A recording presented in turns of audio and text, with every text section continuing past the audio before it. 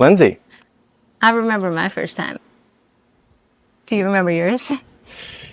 2015 in Norway, jumping off the dock into that cold water. It was really something that woke me up. Never been Yeah? the same. Wow. Yeah. Okay. Where were you? Like, was it on vacation or were you living there? Or I used to work in oil and gas consulting. Okay. So I was working in Stavanger, where a lot of the fjords are in Norway, and was standing on the edge of a dock and had not yet really experienced cold water.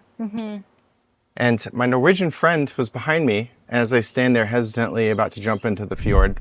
And the little girl, maybe 7 years old, Norwegian, comes up behind me and says something in Norwegian to me. And my buddy just starts laughing. She comes around in front of me and dives into the water, no wetsuit. Oh my We're gosh. talking 43-degree fjord. Yeah. And just swimming around like it's normal for her. And then I said, "What did she say?" And he's laughing. She said, "Are you going to stand there and look at the water, or are you going to jump in?" I was thinking like maybe wimp or something. Basically, that was her version of it. So I decided I got to do this, and just jumped in. And I grew up a swimmer and was a competitive swimmer and everything around that time. So decided to just go ahead and do some laps, and woof, harder to catch your breath. So you jumped in. Jumped in the fjord. Head first, feet first. Feet first. Okay, that's all right. Yeah. You got to get in one way or the other, right? That's no matter right. what you do, you're in. Yeah. And then when you were in, you were swimming around and you loved it, and Yeah. then you were hooked from there.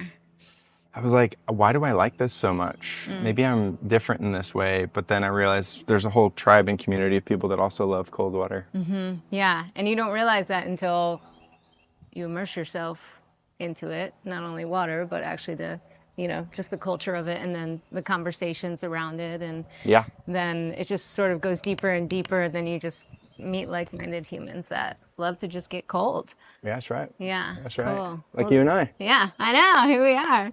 So this is Steven Haynes, and he is the owner of Fjord, and it is an Austin-based company. Yeah. And so 2015, you made the plunge. Correct. But then when did Fjord actually kick off and start? Fjord started about 2.5 years ago. Okay. I had DIY'd my own Fjord cold plunge at the Sure. house, Yeah. or my own cold plunge. There was no such thing as Fjord. Yeah. And I just built it out of a commercial fishing cooler and some things I bought online, and it worked decently well. And of course, made some mistakes and cut my knuckles up pretty good, but I would have friends over to try it, and Yeah. they'd be like, "Can you make me one?" So I'd make my friends cold plunges, and that turned into more and more of those Sure. than their friends. And Fjord was kind of accidentally born about 2.5 years ago, and we have put a tremendous amount of R&D into creating what we have now as our product that we've been moving forward with, which has been really exciting. So I'm really proud of what we built. Cool. And your OG version, the one that you built, is it here, or was that just the first one that you put on the market?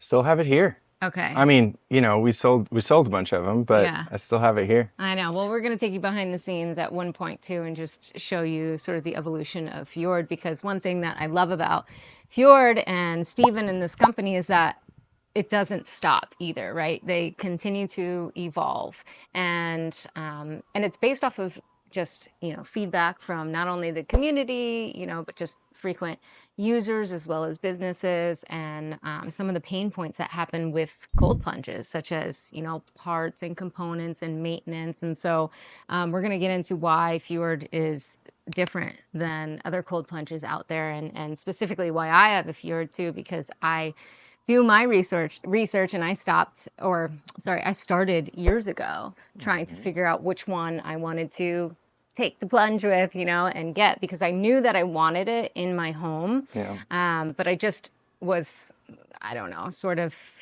immobile. I was like, I was almost in that freeze state. I'm like, I don't know what to do with the right, choice is, until, Yeah. we sort of connected, and then talking with you, one of the also major reasons why Fjord was my choice too is I love to get to know the owners and the values and the core values behind it too. Again, knowing that you're continuing to evolve and making product better, and just really listening to your customers. So I appreciate that.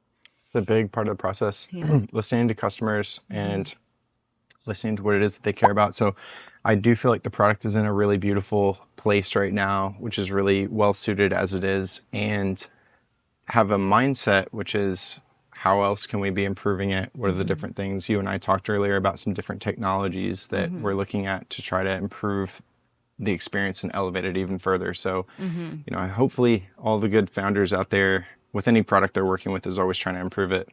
Yeah, and kind of like this, the new acrylic one. This one is a newer version of Fjord. You do have 2 online, is that correct? Yeah, so we have Fjord Sport, which is more our legacy product, which is an inflatable tub. It's a little bit more portable, lighter weight, a little bit cheaper price point. And then the acrylics that come in both black and white. And those have been our most popular sellers. I think it's, a lot of our clientele in that $6,000 to $7,000 price range have beautiful landscapes and beautiful homes, and they want something that it really is like a statement piece. Sure. And this has been something that's been more of a fit for that. Yeah, and I'm all about just sort of, the aesthetics too as well. And, it's almost like you want to put on nice workout gear because your just workout is that much stronger and better. And so it's kind of similar with the cold plunge too, though I actually just hit up Steven and was like, hey, I'm going on a trip. And it's about a month-long trip to Florida. Maybe can I take an inflatable? So it has its place. Yeah, certainly. And then I start thinking about like all my camping trips and all that. And I'm like, oh my gosh, I love it so much. And so I didn't realize how much I would love it. I mean, I guess I knew that I would definitely love it in my backyard, just having it, whenever I needed it and wanted it.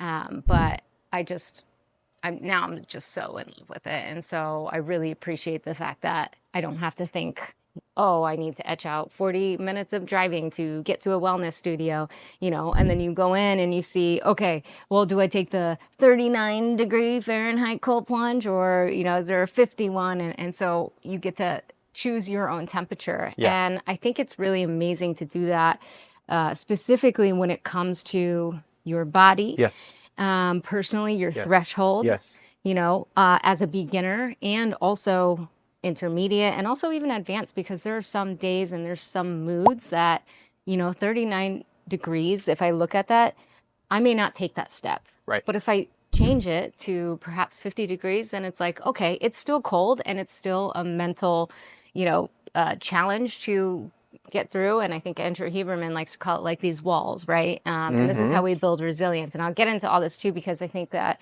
one of the main reasons why I do use the Fjord and the cold plunging is for mental resilience. And just like, that mental health is really game changer in everything. Yeah. And so, so you think about it from that perspective, and so you can just kind of change the temperature to your mood, but it's still somewhat of a challenge where you can do that and still feel accomplished and still get the benefits regardless of how cold or intense the temperature is. Absolutely. I mean, everybody's different.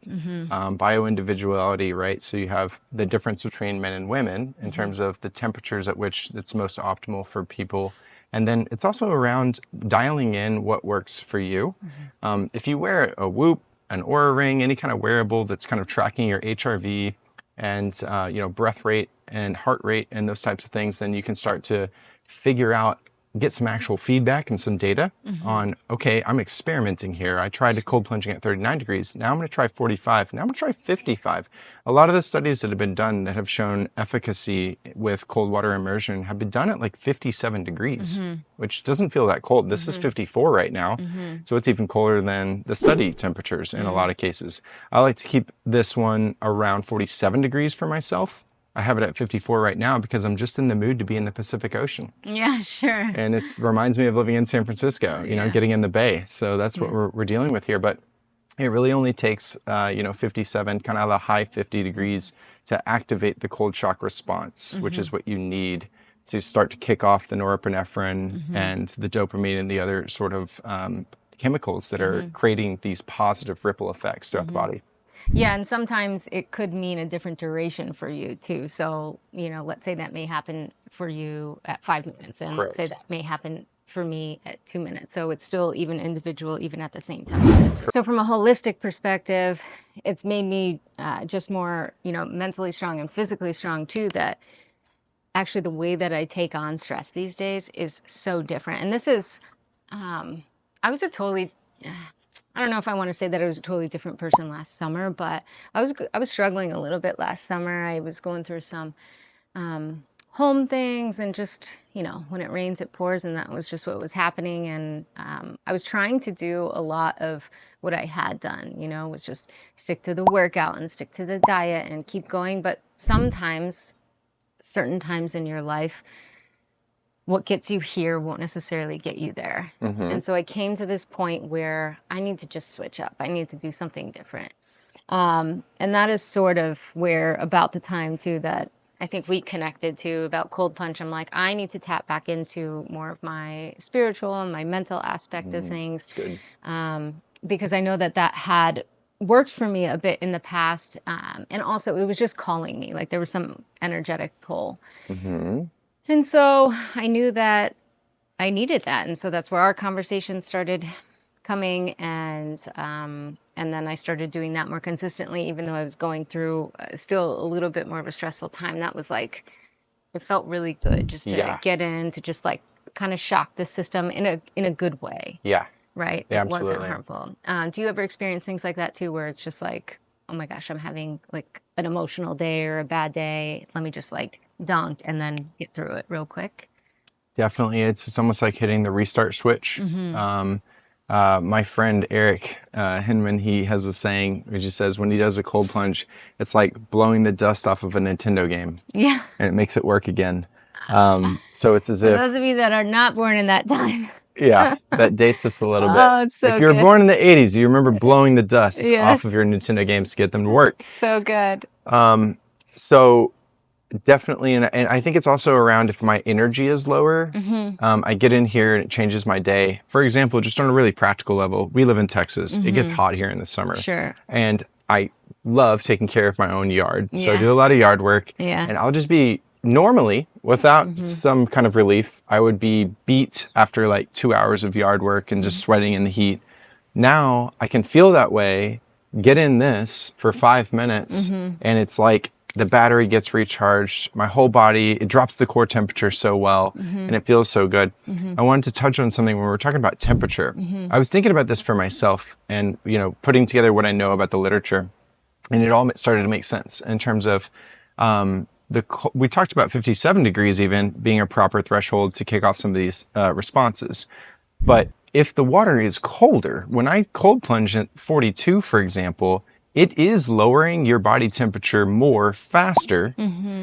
And as a result, when you get out and your body goes through the rewarming process, it's having to work harder. So you're getting an even bigger dose of the metabolic effects, the fat burning, the increased metabolism, and those types of things working harder to rewarm.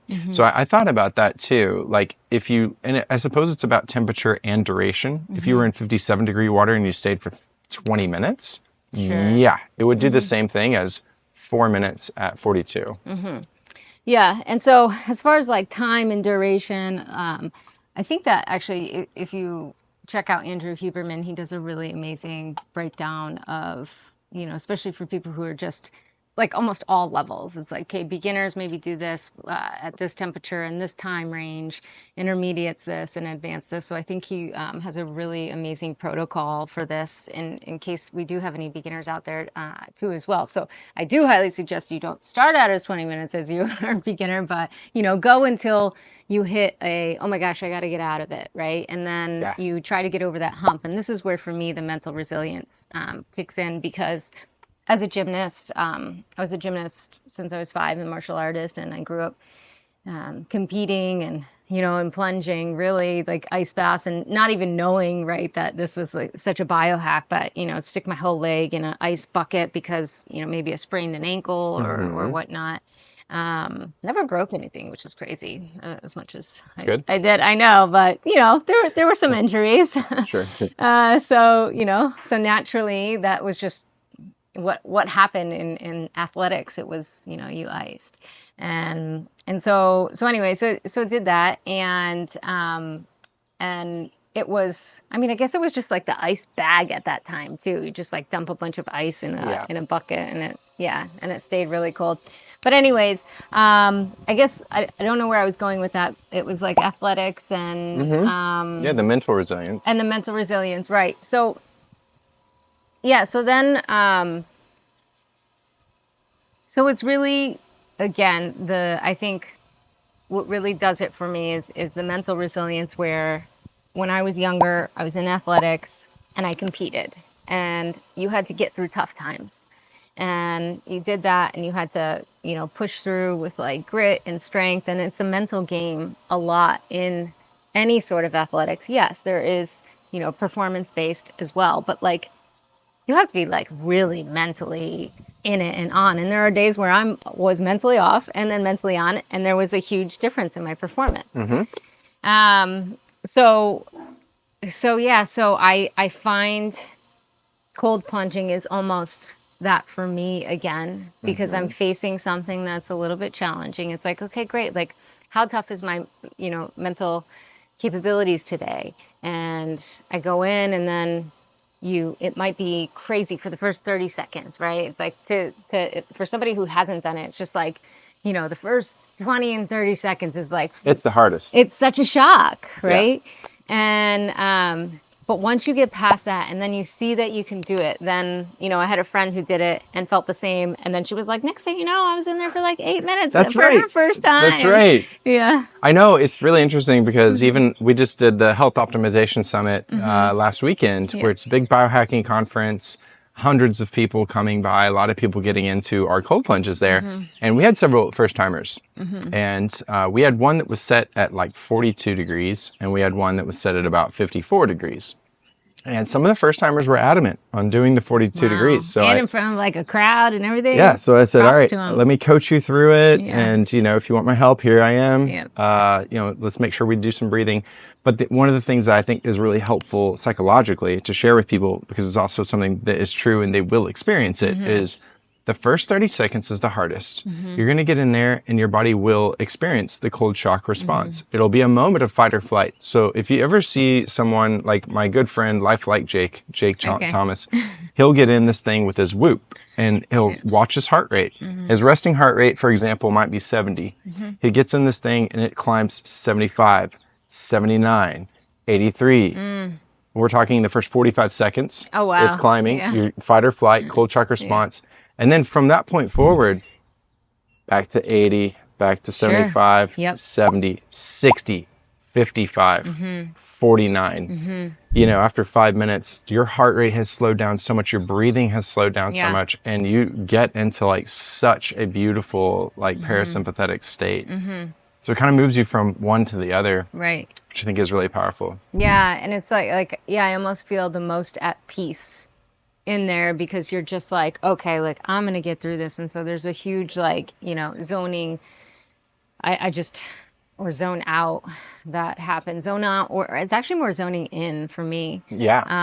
And that's all you can kind of focus on, but not the outward discomfort. It's more of just, you can just focus on breathing, getting through the challenges. And that really applies in all things life. Yeah. And so that's what I mean. It's like life is less stressful, like, and more long-term too. It's not just like, oh, I pop out of the cold plunge and then, for the next hour, like, hit me with anything, I'm good. It's like, no, days on end where you keep getting reminded, hey, to come back to center, to feel that peace, to, things are coming at you, and it's like, okay, right. Okay, I have this, really just more for fun, but I have this podcast, which I call a plunge cast, Oh, okay. So we'll get two people in the cold plunge. Yeah.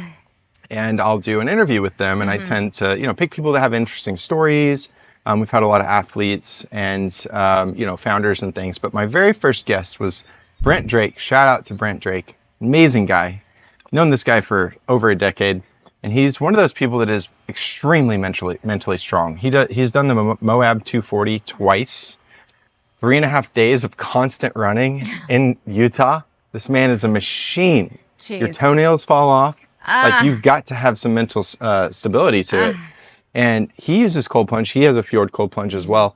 And we got in this thing and did an interview. And he talked about how when he chooses to go to something uncomfortable on purpose, it is an empowering thing that carries through other parts of his life Mm-hmm. where he's going to the stress instead of letting the Yes, stress come to him. totally. And he said the result is when I get cut off in traffic, when I get a negative email at work that would Mm-hmm. normally trigger me, there Mm-hmm. is a longer lag period Right. between the negative stimulus and my response. And that gap keeps Mm-hmm. widening as I build my mental toughness, Mm-hmm. which allows me to respond in a more thoughtful way and take Mm-hmm. control of my emotions. Mm-hmm. Yeah, and I totally agree. And actually, some time ago, I started I started writing actually a TED Talk about this, and this is like probably the first time that anybody's gonna about to hear this and me sharing this. But I kind of called it the resilience atom, where you would do like deliberate, uncomfortable situations, Hmm. and cold plunging could be one of them. But at the time, it was just like,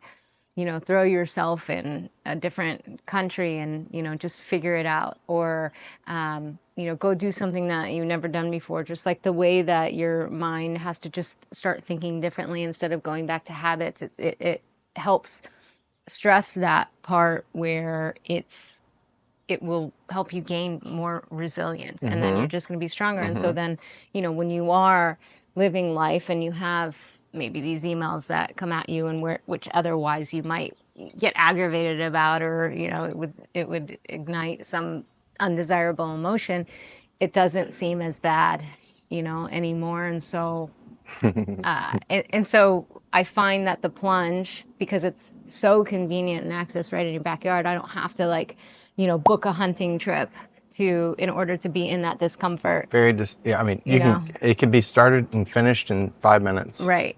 And there's actually also this book called uh, ooh, uh, the Comfort Crisis. I've read that. Yeah, Yeah. it's so good. My book club that Brent Drake is in, we Yeah. read The Comfort Crisis. Okay. Yeah. Yeah. And that's the kind of the whole, sort of the concept of it too as well. It's like, humans are comfortable, and Yeah. and that could be a crisis, right? Because then, maybe you are complacent, or maybe this is where sometimes, maybe the blues come, or depression, or things like that. Hmm. And so just by doing deliberate, uh, uncomfortable things Right. can just make you stronger. So a fun place to go from this Yes. topic is, what we've talked about. We have kind of a mutual friend here who is got a teen girl who's 15, and she has a mentorship program Mm-hmm. for her daughter and her friends. Mm-hmm. The Gen Z, they have their own struggles, their own like kind of technology attachments and things like that.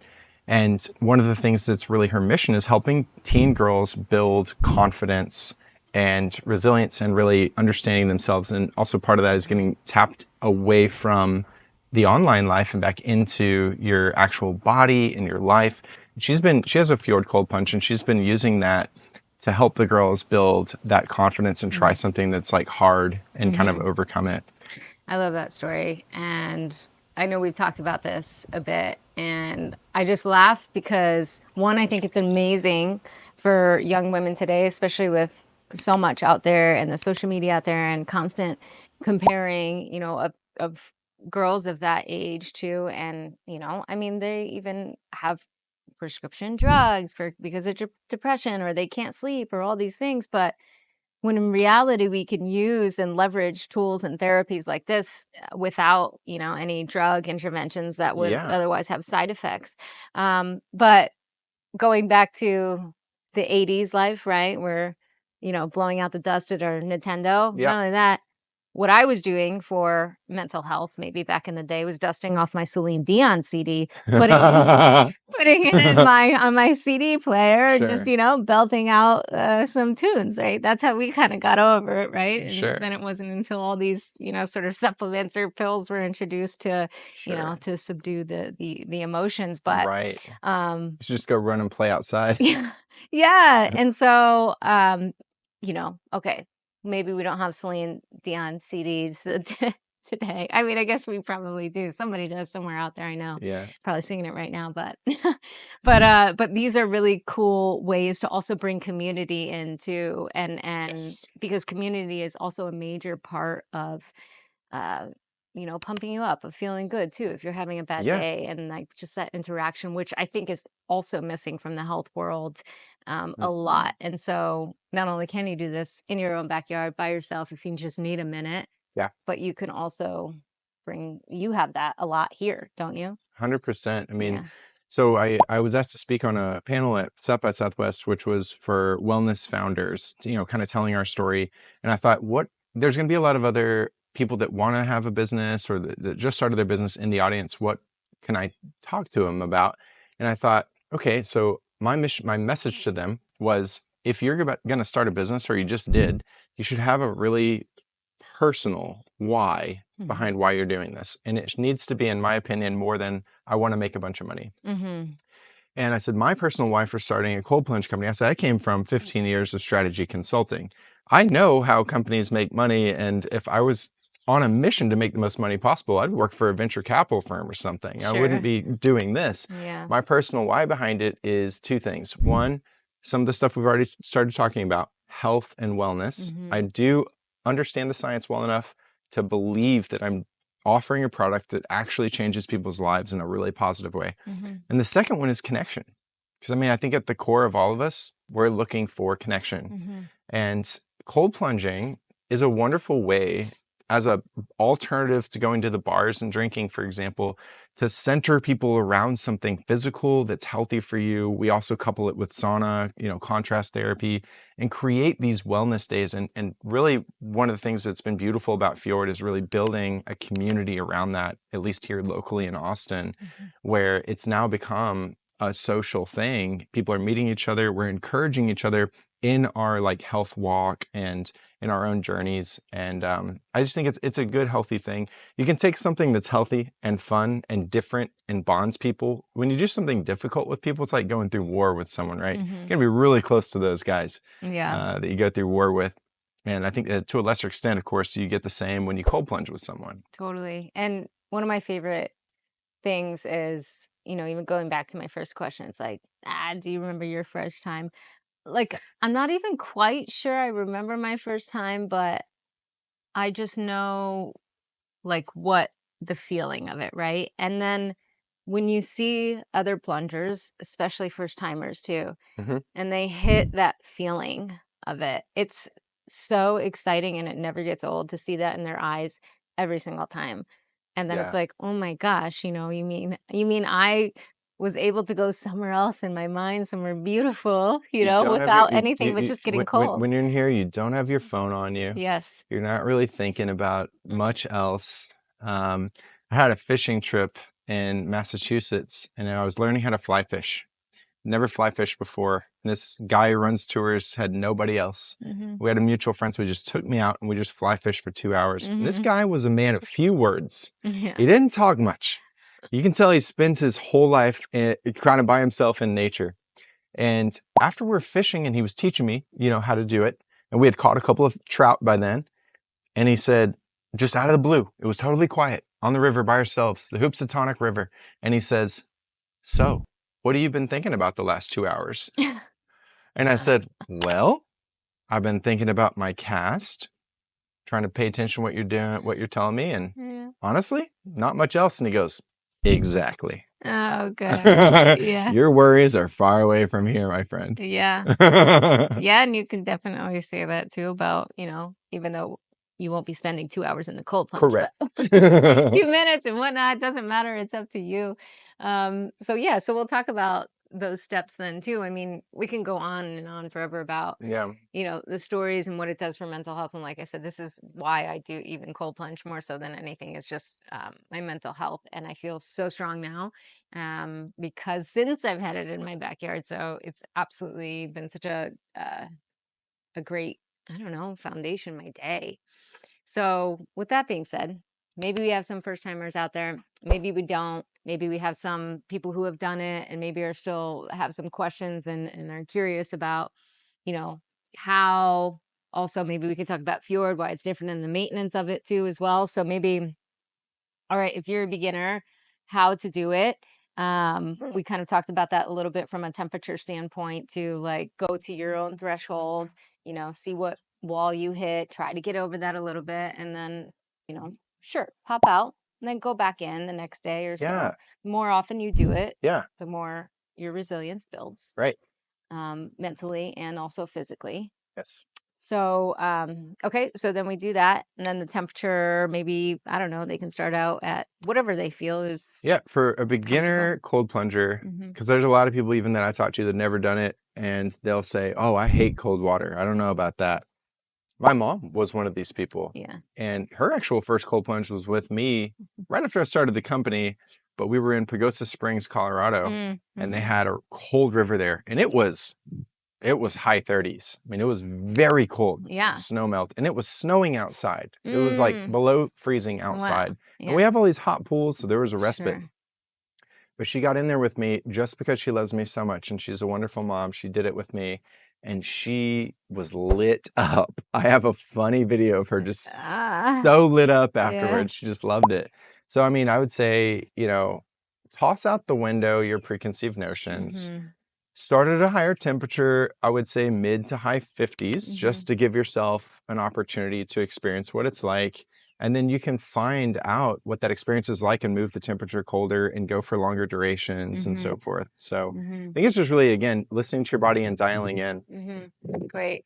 Yeah, and I do about like I did 3 minutes today, even before coming over, and so the timing of it too, and so this is also some of the, I guess, fitness experts, and I don't even know if like fitness experts, but more like, neuroscientist experts, and um, will tell you a lot about the science of when timing and things like that. And so, from my perspective, and what I'm actually currently practicing today is days that I'm doing strength training or lifting and building muscle. I do not cold plunge after. And the reason why is because that could blunt muscle hypertrophy. So it can essentially Yeah, work against what you are trying to do, right? right. Because you are causing micro tears and inflammation in your Yes. body when you are lifting weights, in order to rebuild. And when you rest and restore, then that's how you Yeah. grow your muscle, right? Yep. So, however, you can do it before, Can do before. that's an option. But my current schedule is, I think it's like 4 days straight. I'm doing muscle strength training. Sometimes I'll do it in the morning, but most of the time I won't. Then on the days where I am doing, like whether it's like cardio based stuff or things like that, that it isn't about muscle building, I'm in the cold plunge every single day consecutively. Yeah. And then I might have like, again, 4 days off, or maybe one of those days I'll do it in the morning. And this is more because I'm like, I need it for my brain, Yeah. you know? Yeah.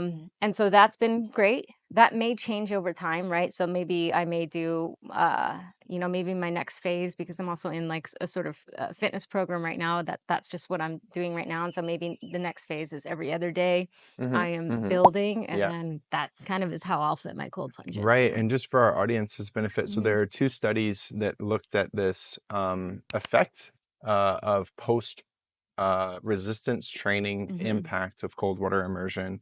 What it found was because, like you mentioned, after a workout, especially hypertrophy workout where you're trying to build muscle, Mhm. post workout for 3 to 4 hours, you have an extra amount of inflammation. And Yes. that is a part of what is leading to the muscle regrowth and Mhm. the full impact of the workout.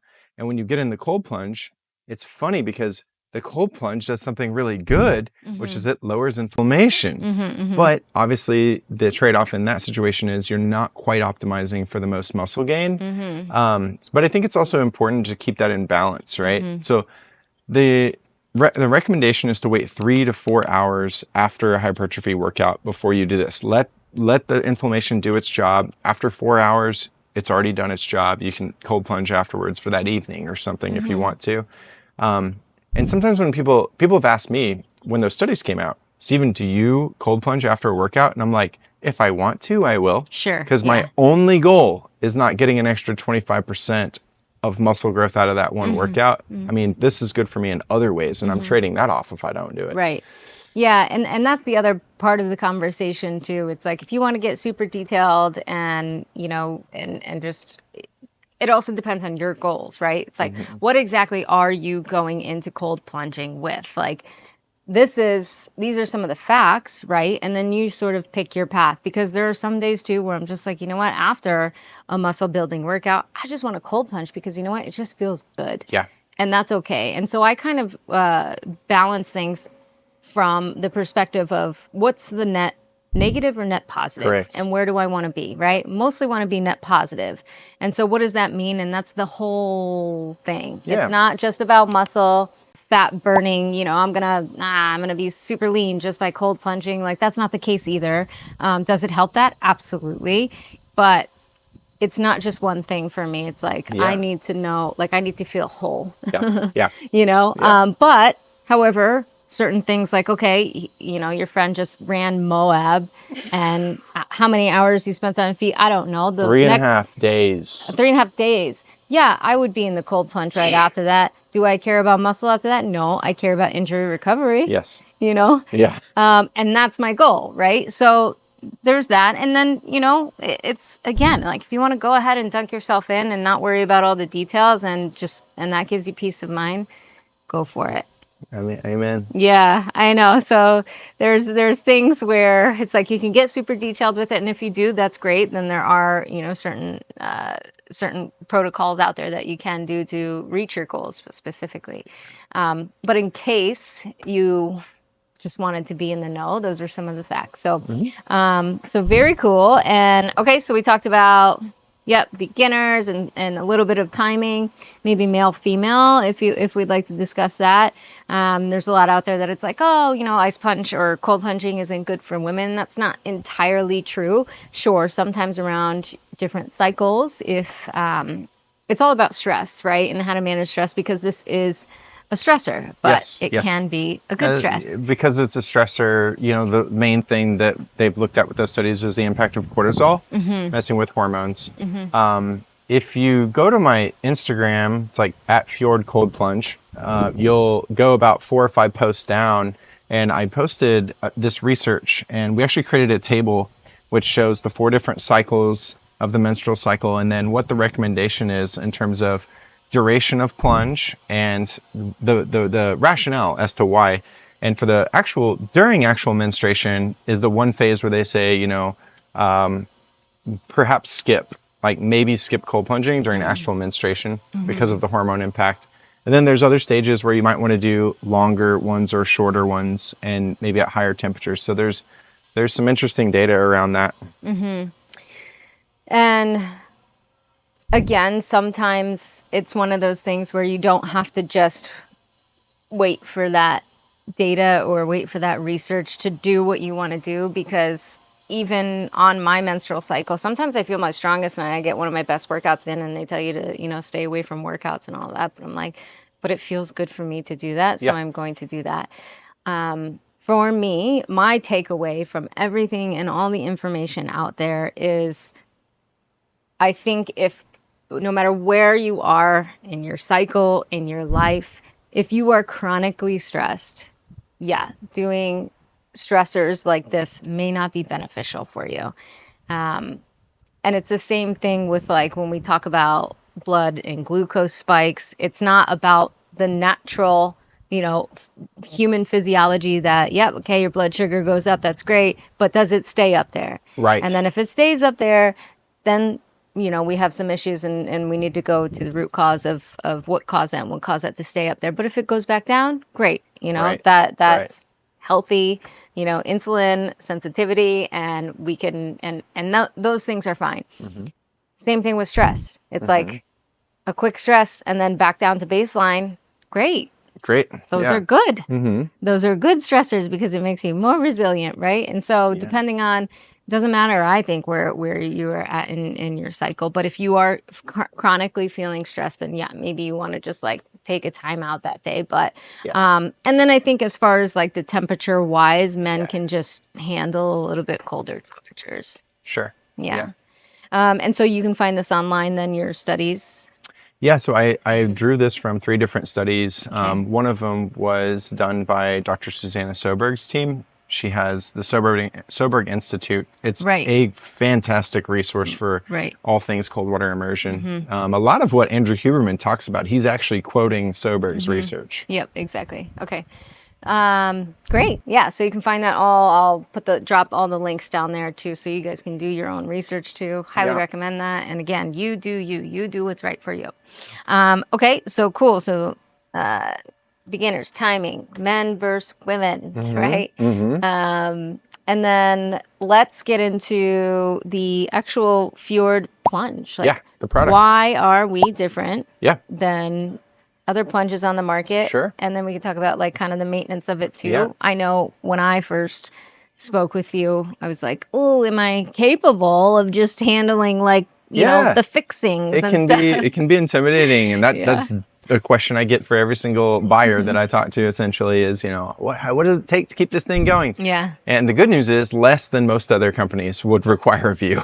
That's great. our main differentiator is that we pay extra and have invested made a decision essentially to source our equipment, so our chillers, our pumps, all the key components and moving parts in America, so that we're one of the only cold plunge companies that can say that. And it's not about patriotism necessarily. It's really more about the quality of the components that are being used to build your cold plunge, which leads to reliability, durability, fewer breakdowns, fewer maintenance calls. You know, when I made that decision, I thought, I don't want to be a maintenance person. Yeah. I will not name names, but I know people that run other cold plunge companies. We have like a forum and we talk about this stuff. And their main struggles tend to be, hey, we can't keep up with the maintenance requests. You know, we have a lot of product out in the market and we have a lot of like issues with the product. And it's when you have water, electricity, and moving parts, a lot can go wrong. Sure. So not to say even that our product couldn't have an issue, but right. much fewer issues. And plus, we're very, as a company, as Fjord, we're very, very responsive. We always will make it right with the customer. And, you know, never want to have a bad review. I want the person to have a good experience. So we're going to, you know, kind of stand behind what we're doing. And I think it goes back to what you said before. One of the things that makes a difference when buying a cold plunge is if you can know the team and know the founder and know if they're going to be behind you or not, how passionate are they about this? Is this just a business? Are you just a number? Or are you someone that is being really cared for? So we're small enough. I actually think it's a big advantage of working with Fjord right now because we really are high touch. We're very personal as a company. I'm very interested in following up with my customers, and they know they can call me and send me an email, send an email to my team. We'll get right back to them. Yeah. And if you're in Austin, maybe get that white glove delivery. Yeah. Or Texas, maybe. Yeah. Who knows? I don't know how far you drive out, but. Yeah. Yeah. We'll do Houston and Dallas. Yeah. Okay. See, that's great. You get to shake his hand. So, yeah, and that's what I really love about this too is just the components made in America, and again, you keep evolving. So, you know. Well, and plus, I guess the other things I should mention. I mean, we use our chiller is kind of tuned to be good for both personal home use as well as commercial use. Oh, great. We also have like an upgraded package for people that are going to have really high volume usage, which is like a commercial version of our chiller, which is even more powerful. But our chiller puts out 8,100 BTUs of cooling capacity, but it's a high efficiency unit. Sure. So it only uses about $15 of electricity per month. It's a regular 110 volt outlet, 110 watt outlet. So it's very energy efficient. You don't have to worry about your energy bill going up, and it will keep the water nice and cold and clean. We have a dual filtration system, so a pre-filter as well as a primary filter, which is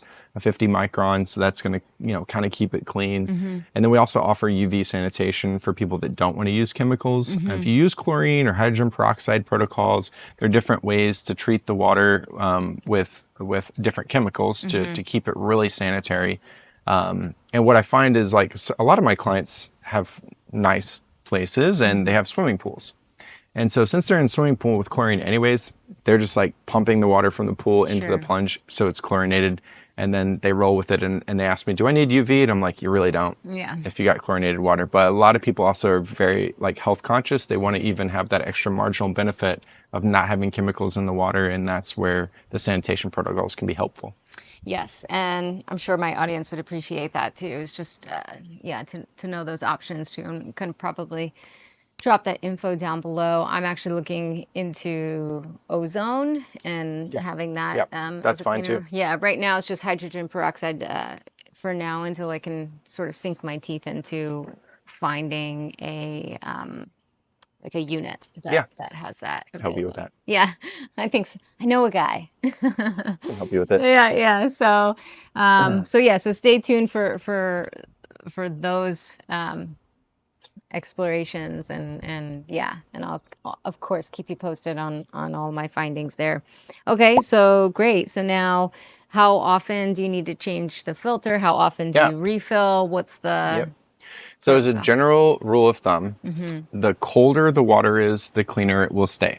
Okay. If you're running your cold plunge at 40 degrees, it's going to stay cleaner, all else equal, than if you're running it at 55 degrees, just because algae and bacteria have a really hard time growing below about 45 degrees. Okay, good to know. But in general, like if I don't know what you're going to set as your temperature and someone's asking me how often do I need to change the water, it depends on usage. So how frequently are people cold plunging? Are people coming straight out of the sauna all sweaty and they haven't showered? Because that will have an impact. You're just putting more and more oils and things into the water that could cause bacteria growth. But so it's hard to say. It's one of those things you might need to like watch and dial in. But for like my commercial clients, I recommend changing the water every 3 to 4 weeks. If it's home use, you can go 1 to 2 months without changing. I mean, I entertain here a lot, and we have a sauna. I had tried to make people shower off; they don't always do it. And so either way, I probably need to change this water about once every 6 weeks. Okay, great. Yeah. And then the filter? Oh yeah, so it has a pre-filter, which is a metal mesh filter about this big. Never needs to be replaced, but just needs to be unscrewed and cleaned out manually, rinse it off about once every, 2 to 3 weeks. And then it has a primary filter on it that is a paper filter, 50 micron, that is replaceable. It's disposable. So that one, it's very affordable, but you need to change that out about once a month for home use. Great. Yeah, and I'll show you some just footage of what that looks like too, and the components that we're talking about as well.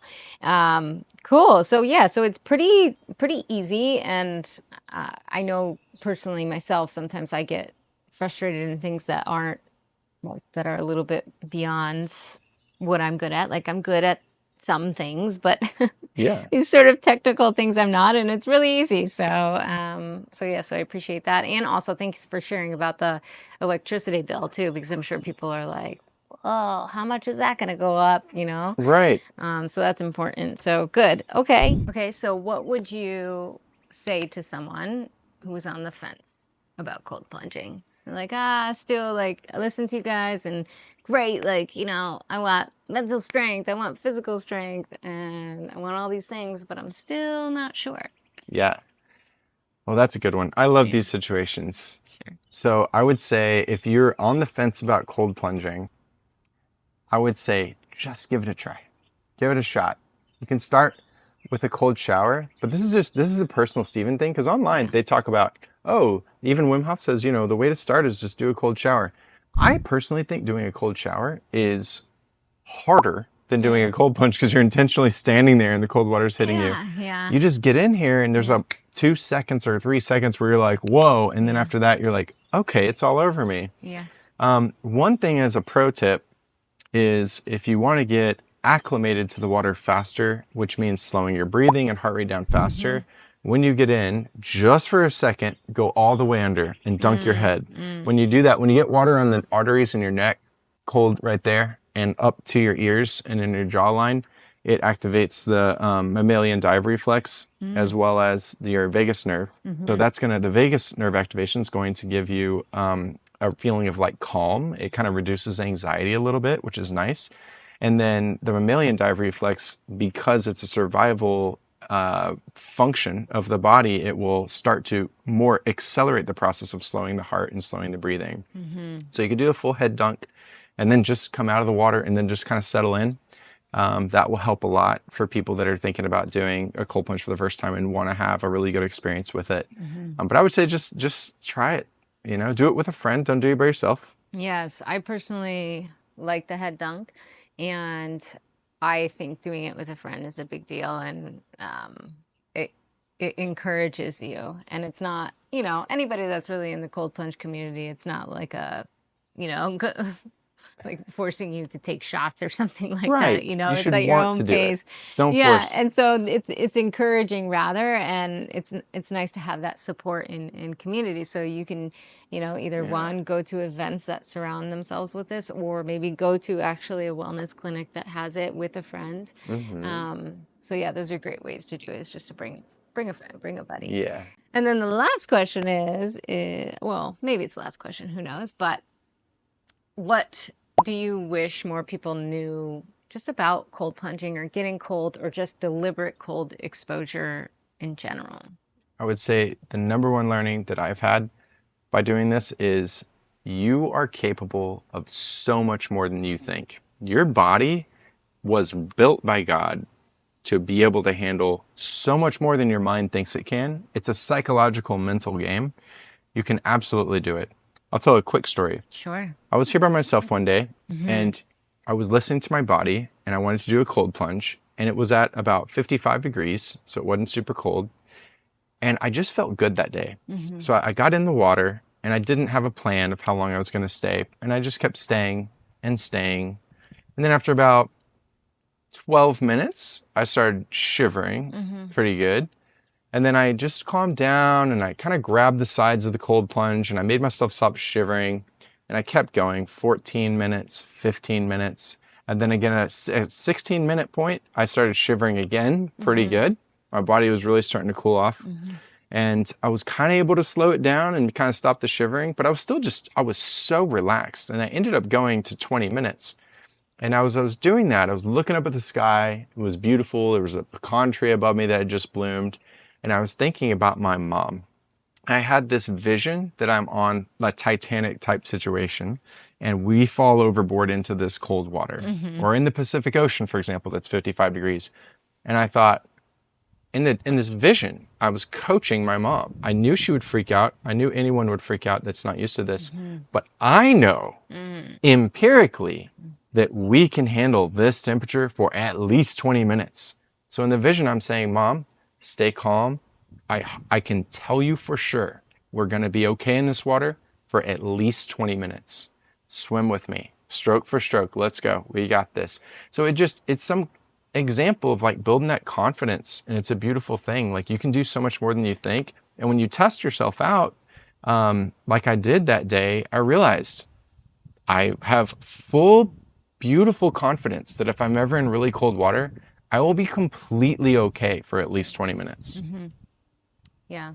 No, that's good. Thank you for sharing. Yeah, and I completely agree as far as like just the mental mindset goes, and that 20 minutes gave you probably so much insight more than just 20 minutes maybe scrolling on your phone, right? Yes.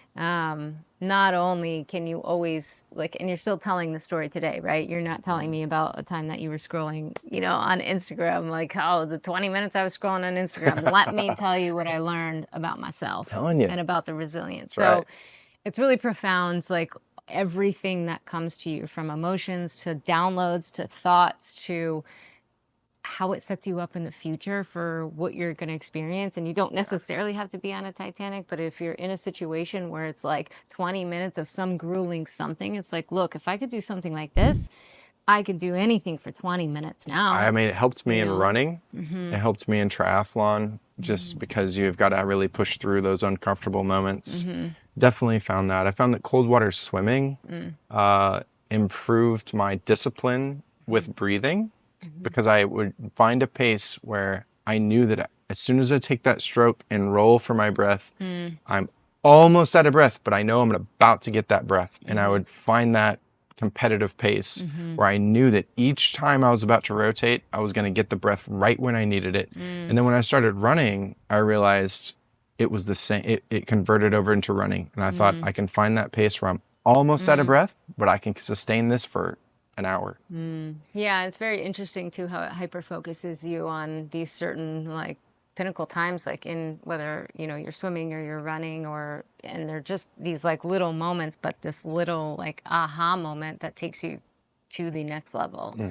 And yeah, I think it's such a beautiful thing. And you said discipline, which I think is absolutely huge, and that is probably again like the biggest reason why I'm still doing the cold plunge, coming from athleticism and all of that. I was always disciplined when I was growing up. My father was my instructor as my martial arts instructor. And so there was always discipline embedded in my life every day. And even now at home, just because my dad was my instructor, not everybody gets that, but that's just what happened.